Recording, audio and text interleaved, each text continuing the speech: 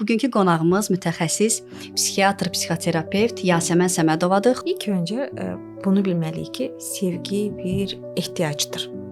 Yəni dünyaya gələn hər bir insanın sevgi ehtiyacı var. Bu psixoloji bir ehtiyacdır. Mənim çox xoşladığım bir cümlə var. Mənim ailəm mənim qalamdır. Ana-ata arasında, yəni ər və arvad arasında olan sevgi münasibəti çox önəmlidir. Bəli, çünki biz ömür boyu böyüdüyümüz andan valideynlərimizin münasibətlərini istəsək də, istəməsək də model götürürük. Bəli, Bəzilərimiz onun fərqindəyik, bəzilərimiz fərqində deyilik. Sağlam sevgi uşağın istədiyini ona vermək deyil.